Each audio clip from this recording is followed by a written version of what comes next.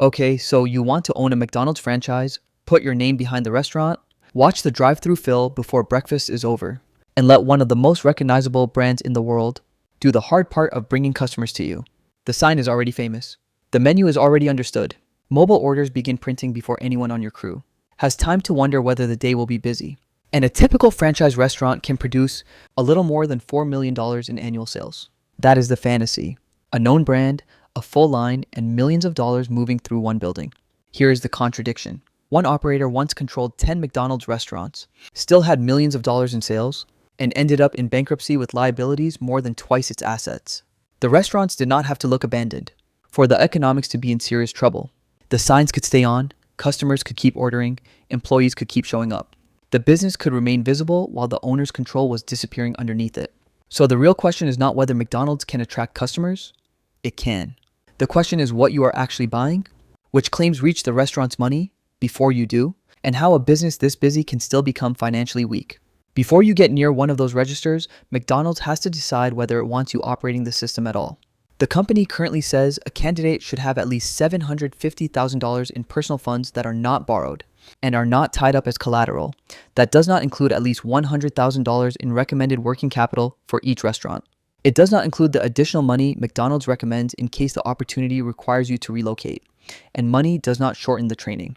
The process generally lasts 6 to 12 months.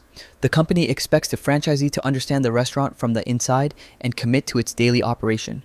A candidate may need to leave other business interests behind. This is not designed for someone who writes a check, hires a manager, and treats the restaurant like a stock certificate with a kitchen attached. Even after the training, McDonald's does not guarantee that you will receive a restaurant. That sounds strict until you stand where the company stands. A customer does not care that a location has a new owner. The customer expects the fries to taste familiar, the drive-thru to move, the restaurant to be clean, and the order to be ready when the app says it will be. One weak operator does not only damage one dining room, it damages a promise repeated across thousands of locations. McDonald's is not simply screening for capital. It is screening for someone willing to become responsible for that promise every day. Then comes the number almost everyone knows, the $45,000 franchise fee. Compared with the real cost, it is almost background noise. The company's franchise disclosure estimates that opening a traditional restaurant can require roughly $1,471,000 to $2,728,000. Buying an existing restaurant can cost something different because the price depends on what that location already produces. A weak store is not worth the same amount as a strong one just because the sign is identical. Where does the money go? Into objects you can touch: the grills, the refrigeration, the counters, the seating, the signs, the drive-through equipment, the point-of-sale system, the screens directing orders from the counter, the kiosk, the app, and delivery. The disclosure estimates that signs, seating, equipment, and decor alone can require roughly $1,100,000 to $1,785,000. You can spend well over $1 million filling the restaurant with everything required to make it work and still not own the ground beneath it. The opening day picture makes the difference clear. The sign may be new, the dining room may be clean, the kitchen may be ready. But cash has already moved into equipment, initial inventory, training, deposits, and the first months of operation before the restaurant has built its own rhythm. That is why the disclosure includes hundreds of thousands of dollars in additional funds for the early operating period. A restaurant does not become financially comfortable just because the doors open on schedule. Buying an existing location changes the picture, but not the principle. You may inherit trained workers, known traffic, and a sales history. You may also pay a higher price precisely because those advantages already exist. The building can look ready on day one, while the purchase price quietly assumes that the next several years will look like the last several years. That assumption is where a famous business can become dangerous. The better the sales history looks, the easier it is to justify paying more for it. And the more you pay, the less room the restaurant has to disappoint you. Under the conventional model, McDonald's commonly owns the property or controls the long-term lease for the land and building. The franchisee generally pays for the equipment and the operating business inside. That division tells you what kind of ownership this really is. You are buying the contractual right to operate one McDonald's at one address using the company's name, system, products, technology, manuals, and support. You are not buying part of the corporate brand. You are not buying a permanent local monopoly. In many cases, you are not buying the real estate. The traditional agreement usually lasts around 20 years. That is enough time to build a serious operation, repay debt, and possibly expand, but the agreement still has an end. The franchisee has no automatic contractual right to another term. McDonald's may offer one, but the decision can depend on the operator, the location, the condition of the restaurant, the economics of the site, company policy, and how long McDonald's itself controls the property. There is another limit that matters long before year 20. The franchisee receives no exclusive territory. Put one pin on a map where your restaurant sits. The agreement does not draw a protected circle around it. McDonald's can develop another franchise or company-operated restaurant that changes how customers move through the area. The new location might reach people you never served. It might also divide traffic that once came to you. Remember the operator with 10 restaurants. Its later bankruptcy filing would allege that additional McDonald's locations reduced sales at its stores. That was the operator's claim, not a proven explanation for every problem. But the risk in the contract is real. The system keeps the freedom to expand. Your restaurant does not receive the right to remain the only set of arches nearby. At this point, the arrangement can sound almost unreasonable. You provide serious capital, you fund the equipment, you accept a limited term. You operate inside rules you did not create. You receive no guaranteed territory. Why would anyone still want in? Because McDonald's gives the franchisee something most independent restaurants spend years trying to build and often never achieve. Customers who already understand the offer. An independent restaurant can open with a beautiful dining room and still face the most dangerous question in the business. Will enough people care that we exist? A McDonald's opens inside a habit. Drivers recognize the sign without slowing down. Customers know breakfast is available. They understand the broad price range. The app already sits on phones. National advertising keeps the brand familiar. Delivery platforms already know the restaurant. Suppliers already know the specifications. That familiarity has real financial value. Reported figures from the latest franchise disclosure cycle put average annual sales for domestic traditional franchise restaurants open at least a year at approximately $4,057,000. The median was approximately $3,887,000. But the restaurants are not interchangeable. The reported lowest produced roughly $1,063,000. The highest produced more than $20,400,000. Same brand. A difference of more than $19 million in annual sales. The arches can make the restaurant familiar. They cannot make every road equally busy, every trade area equally wealthy, every site equally convenient, or every crew equally capable. The franchise reduces one major risk, the risk that customers will ignore you. It does not remove the work required to turn their attention into completed orders. Picture the restaurant as breakfast turns into lunch. Cars are already stacked in the drive-thru.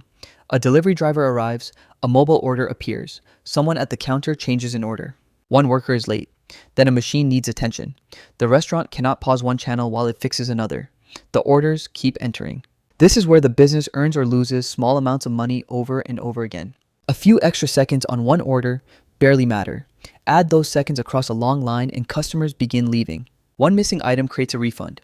Repeat the mistake across hundreds of shifts and it becomes wasted food, replacement orders, slower service, and managers pulled away from other problems. Too many workers and payroll rises faster than sales. Too few and speed collapses. A fryer failure is not only a repair bill, it removes part of the kitchen's capacity while customers are still arriving. The brand creates the opportunity for volume. The local organization decides whether the volume remains valuable. There is another scene that exposes the same tension. A national value offer appears on the menu board. To the customer, it is one price and one promise. To the brand, it can protect the idea that McDonald's remains affordable. To the operator, it has to work inside the actual cost of that restaurant. When McDonald's introduced a national $5 meal in 2024, franchisees debated whether the economics could hold across locations with different labor, food, and occupancy costs. Coca-Cola was reported to provide promotional support, and the offer continued after most participating restaurants supported extending it. That does not prove the offer lost money for every franchisee. It shows why identical menus do not create identical results. One restaurant may have enough traffic to make the lower price offer worthwhile because it brings more customers through a kitchen already built to handle them. Another may face higher wages, higher rent, or weaker volume. The customer sees the same board above the counter. The owner sees a different amount left after every order. The brand can make one promise nationally. The economics still arrive locally. Now go back to those 10 restaurants. Brown Customer Delight Group once controlled 10 McDonald's locations in the Des Moines area. By the time it sought bankruptcy protection in 2016, it had sold 4 and was operating 6. Put 10 pins on a map, then remove 4. The public can look at the 6 restaurants still open and see a functioning business. But from the owner's side, something important has already changed. A larger group that once spread management, recruiting, maintenance, and overhead across 10 locations is now doing it across fewer restaurants. Selling a location can bring in cash or remove a problem, but it also makes the organization smaller. The costs and liabilities do not always shrink in the same clean proportion, and the restaurants that remain still have to operate every morning. Schedules are written before anyone knows exactly how traffic will behave. Food is ordered, utilities are running, managers are responsible for safety, speed, cleanliness, and cash. If sales come in below expectation, those obligations do not rewind themselves. If one restaurant weakens, the others may have to carry more of the organization. This is how a chain of recognizable restaurants can begin losing financial room without producing one dramatic public moment. The same thing can happen inside a single restaurant. Food and packaging have to be purchased, employees have to be paid, payroll taxes arrive, utilities keep the kitchen running.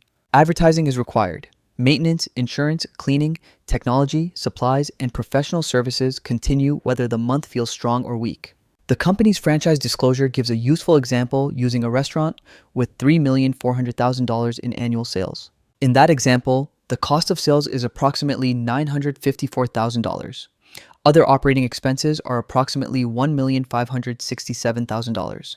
That second category includes labor, payroll taxes, advertising, utilities, maintenance, insurance, supplies, professional services, and the franchisee's salary for acting as manager. After those costs, the example shows approximately $879,000 in operating income before occupancy costs. That phrase sounds technical. Its effect is not technical at all. It means the number stops before several of the costs that determine whether ownership was worth the price. But hold that number for a moment. The restaurant does not get to freeze in the condition it was in when you bought it. Kitchen systems wear out. Technology changes. Drive-through equipment is updated. Dining rooms are remodeled. The owner may have to put serious capital back into the location years before the agreement ends. That spending may protect future sales. It may also arrive when cash is already under pressure. Imagine two restaurants producing the same annual revenue. One was purchased at a sensible price, carries manageable debt, and reaches the next equipment upgrade with cash available. The other was bought aggressively, financed more heavily, and postponed repairs because there was no room left. From the road, both restaurants can look successful. Inside the ownership economics, one has choices and the other has deadlines. Now return to Brown Customer Delight Group. Through August of the year it filed for bankruptcy, the company reported approximately $7,600,000 in sales. Millions of dollars were still crossing the counters. The bankruptcy documents showed the other side. The company reported approximately $6,700,000 in assets and $15,600,000 in liabilities.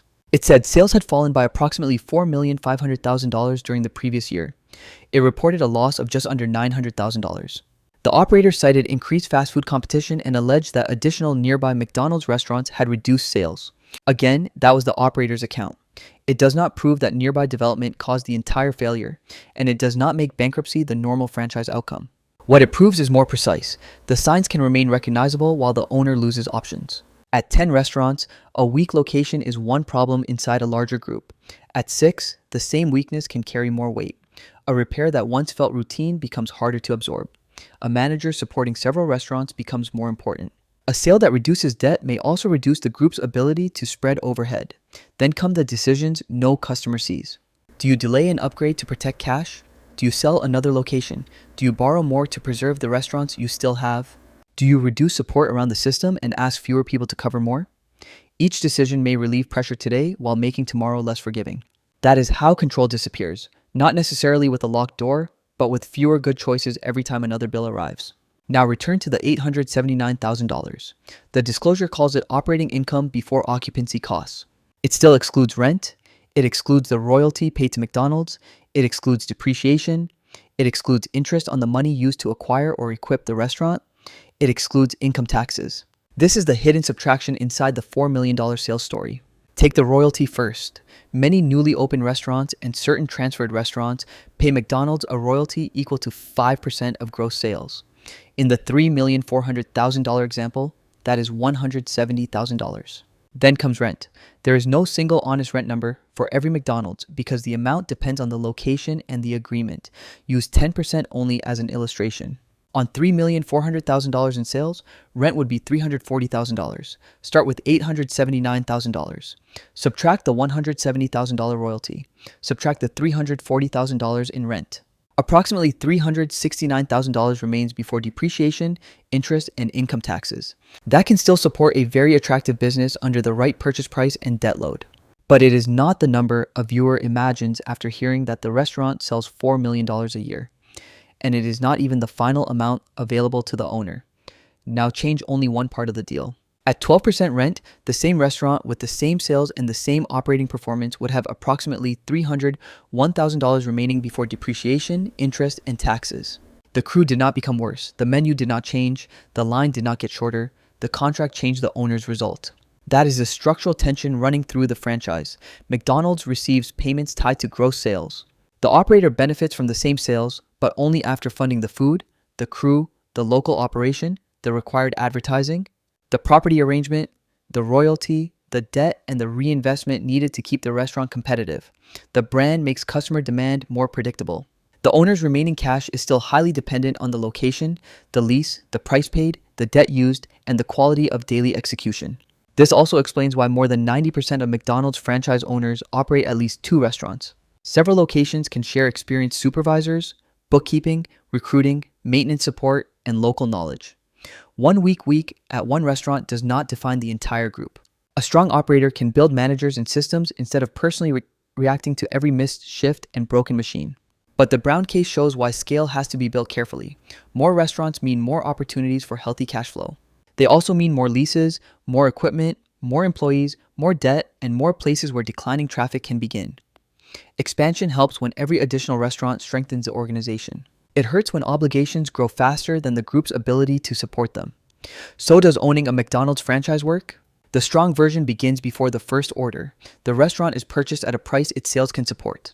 The rent leaves room after the royalty and operating costs. The debt does not assume that every year will be strong. The owner has enough cash to replace equipment before a breakdown starts damaging service.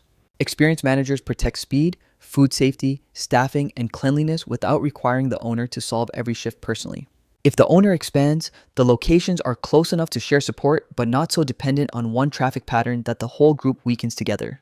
There is enough time left on the franchise agreement to justify continued reinvestment. In that version, the operator has purchased access to something extraordinarily difficult to build from nothing. Millions of customers who already understand the offer. The weak version can look nearly identical from the road.